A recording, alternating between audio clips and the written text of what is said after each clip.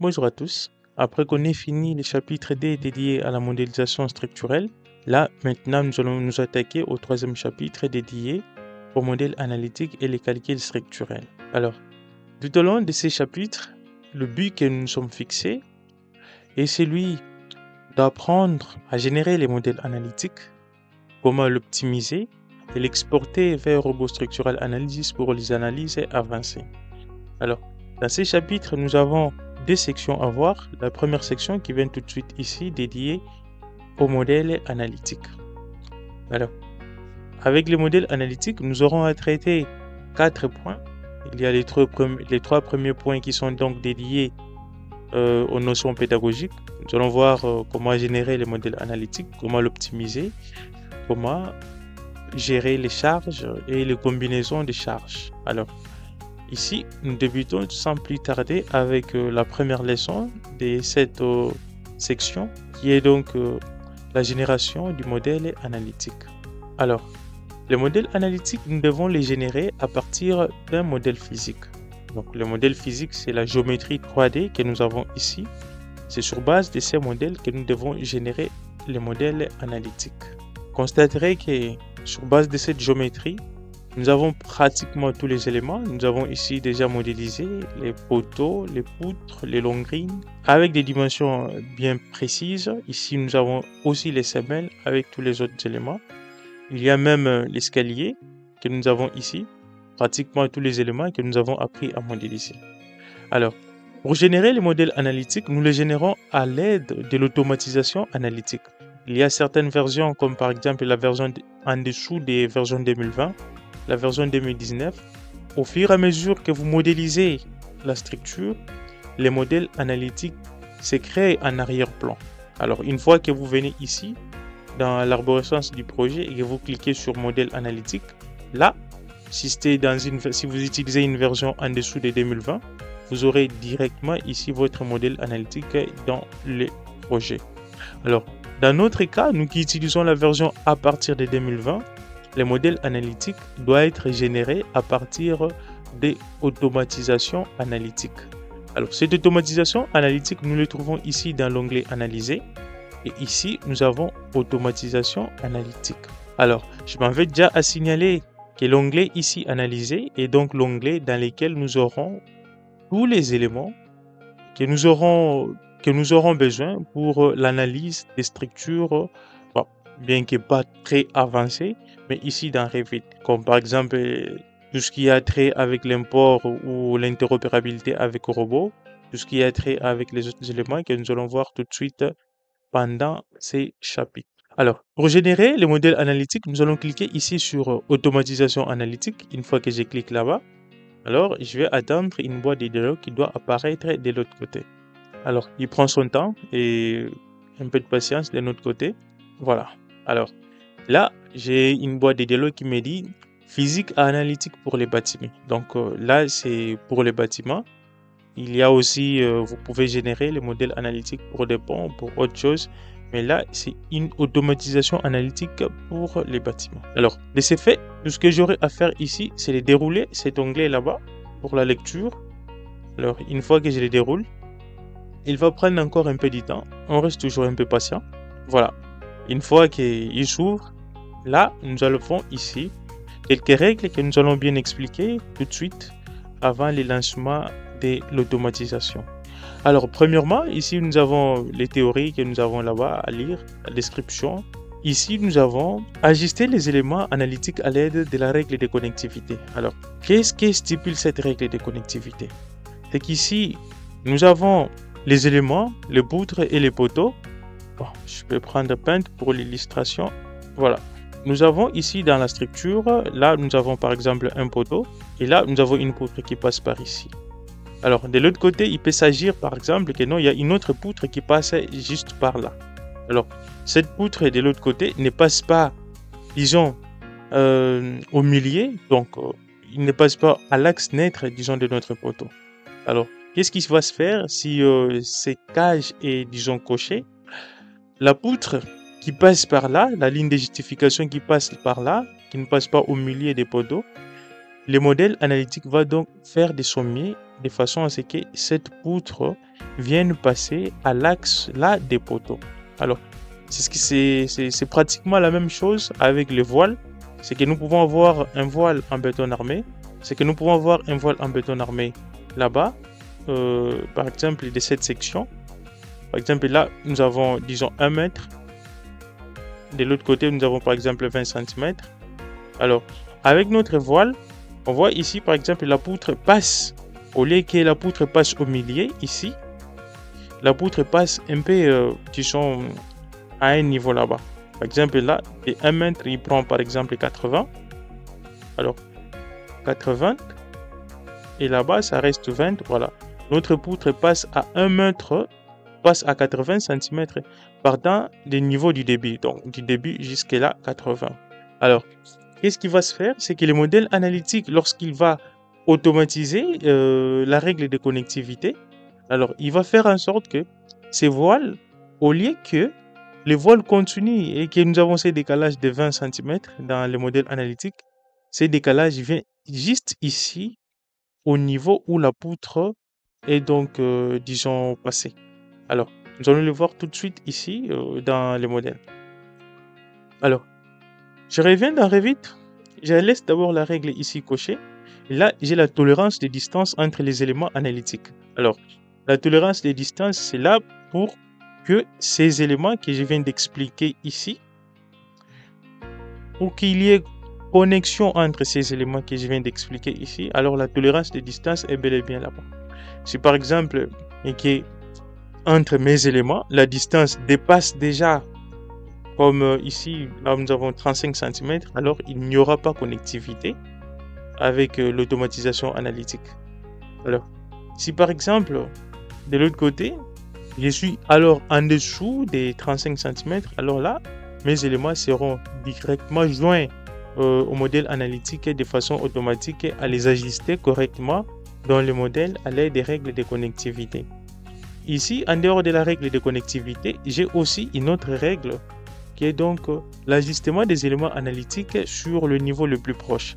Alors là, ça peut s'agir que je peux avoir CTRL-N, je peux avoir un niveau là-bas, là j'ai un autre niveau. Bon, ce qui est d'ailleurs le plus courant, c'est que ici, je peux avoir, là j'ai les niveaux terrain naturel, qui est donc au niveau 0, 0, le niveau 0, 0, et là j'ai les niveaux RDC. Voilà, là j'ai les niveaux RDC. Alors, d'ici des terrains naturels jusqu'au RDC, des terrains naturels jusqu'au RDC, j'ai une dimension où la hauteur ici est de, par exemple, de 50 cm. Alors, mais que il arrive que ma longrine que je dois poser ici au niveau rez-de-chaussée a une hauteur, par exemple, de 60 cm. Alors, vous constaterez déjà que quand j'aurai modélisé ma longrine, il y aura un petit décalage comme ceci. Il y aura un petit décalage comme cela. Donc, un décalage qui va dépasser un peu les T1 de 10 cm. Alors, de ce fait, dès que j'aurai modélisé mes éléments et que je vais garder la règle ici, disons l'ajustement des éléments analytiques sur le niveau le plus proche coché, alors cette longrine, au lieu qu'elle vienne se poser ici au niveau RDC comme niveau de référence, il prendra automatiquement le niveau le plus proche qui est donc ici, le niveau T1. Alors, voilà un peu ce que nous pouvons comprendre de ces deux règles, donc l'ajustement des éléments analytiques à l'aide des règles de connectivité et l'ajustement des éléments analytiques sur le niveau le plus proche. Alors, nous allons passer tout de suite ici dans les logiciels, voir comment cela va s'appliquer. On garde d'abord les deux règles ici, tout juste comme ça, coché, et on va faire un exercice. On verra qu'est-ce que ça va donner avec les autres. Alors ici, tout ce que j'aurai à faire, c'est que ici en dessous, j'ai par exemple le groupe d'éléments qui sont pris en compte dans les modèles analytiques. Alors, nous avons, dans le premier groupe, nous avons le mur, le deuxième groupe, nous avons les colonnes, le troisième groupe, là, nous avons les poutres.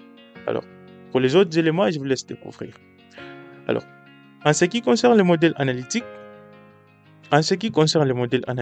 comme nous le voyons, disons là-bas, le premier groupe ici concerne le mur, le deuxième groupe les colonnes, le troisième groupe les poutres.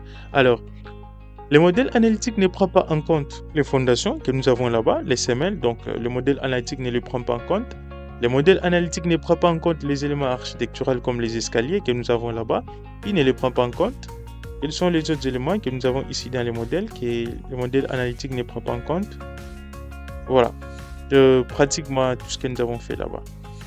Également, il y a les bétons de propriété que nous avions modélisés ici. Donc, même les bétons de propriété, le modèle analytique ne le prend pas en compte. Donc, tout ce qu'il aura pris en compte, c'est qu'il aura les barres. Les barres, il les catégorise en termes de colonnes et poutres. Et les panneaux. Les panneaux, c'est là que nous avons tout ce qui est dalle et tout ce qui est voile. Alors, une fois que nous avons spécifié tous ces éléments et qu'on est maintenant d'accord avec notre modèle, tout ce que nous aurons à faire, c'est de venir ici cliquer sur sélectionner. Je vais cliquer là sur sélectionner et du coup, le logiciel me renvoie sélectionner dans Revit. Alors là, je vais sélectionner comme ceci. Un clic de là jusqu'à de l'autre côté. De première vue, je vais sélectionner tous mes éléments et je vais filtrer là-bas. Filtrer la sélection. Alors, je vais laisser tous les éléments ici, escalier, tout consort, palier. Tout ce que j'aurais enlevé ici, c'est les quadrillages. Et tout ce que j'aurais encore enlevé ici, c'est les niveaux. Il y a quadrillage, niveau. Est-ce qu'il y a les niveaux ici? Ok, les niveaux ne sont pas pris en compte. Alors, je peux appliquer. Ok. Je vois que j'ai sélectionné toute la structure. Et une fois que toute la structure est sélectionnée, je peux exécuter ici. Donc, je clique sur exécuter. Là, j'attends alors le modèle analytique puisse être généré. Alors, il prend un peu du temps. On reste un peu patient. Voilà. Il est presque à la fin et ça dépend aussi de la performance de la machine. Avec certaines machines, ça peut aller lentement, tout comme avec certaines machines, ça peut aller vite. Alors, le modèle analytique est généré. Je peux alors cliquer, disons, d'aller vite là-bas. Tout en étant dans le modèle physique, ici, il est où? Ici, voilà. Ici, j'ai la possibilité d'afficher le modèle analytique sur le modèle physique. Donc, si je clique là-bas, vous verrez le modèle analytique apparaître sur les modèles physiques. Vous voyez les lignes que nous avons là-bas, des lignes en couleur un peu jaune. Alors, je vais venir tout juste ici. Je peux fermer ceci. Je vais double-cliquer ici sur le modèle analytique. Une fois que j'ai double-cliqué là-bas, voilà tout ce que nous avons. Premièrement, il y a déjà ce que je viens d'expliquer ici. Vous remarquerez de l'autre côté, il y a des longrines qui s'échambardent. Alors, vous avez une longrine de l'autre côté et qui est donc placée au niveau RDC et la longrine de l'autre côté est venue se poser ici au niveau DN. Alors, non seulement l'erreur au niveau des longrines, mais que quand nous regardons de l'autre côté avec le voile, nous voyons que nos voiles ne sont pas droits. Et du coup, ça veut tout simplement dire ce que j'avais expliqué de l'autre côté. Et ici, lorsque nous regardons nos voiles, je peux aller au rez-de-chaussée, voilà.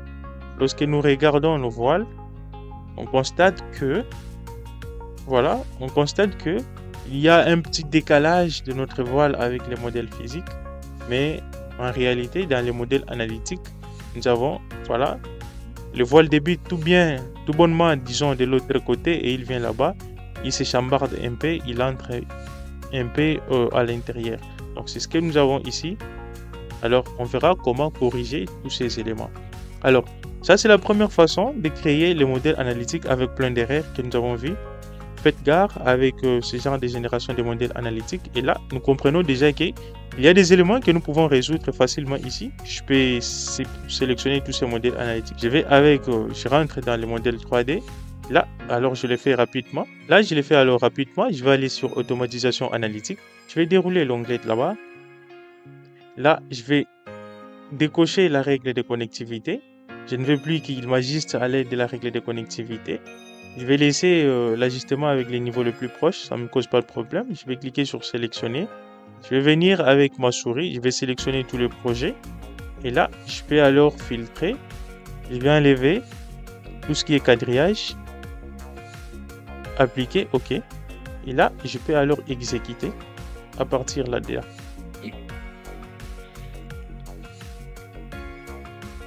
Alors, il prend un peu du temps. Voilà. Il génère déjà les modèles. Je peux fermer là-bas. Je rentre dans les modèles analytiques. Voilà. Là, nous avons maintenant notre modèle analytique qui apparaît comme ceci. constaterez comme ici, vous voyez que non, là-bas, il n'y a plus de conflit entre la poutre et les voiles. Donc, même de l'autre côté, il n'y a plus de conflit entre mes poutres et mes voiles. Je vois que mes voiles ont maintenant ne sont plus en forme trapézoïdale comme il s'affichait premièrement. Là, nous avons maintenant nos voiles qui s'affichent de façon très correcte. Alors, c'est seulement que nous avons ici des longrines qui se chambardent avec des poteaux. Alors, nous allons voir comment apporter des modifications à ces modèles analytiques comme nous avons souligné avec les autres. Je pense que c'est la deuxième, voilà, l'optimisation des éléments analytiques. On verra comment nous allons optimiser ces éléments ici dans la deuxième leçon. Alors, quant à moi, je me dis merci pour votre attention jusqu'ici. On se voit à la prochaine leçon.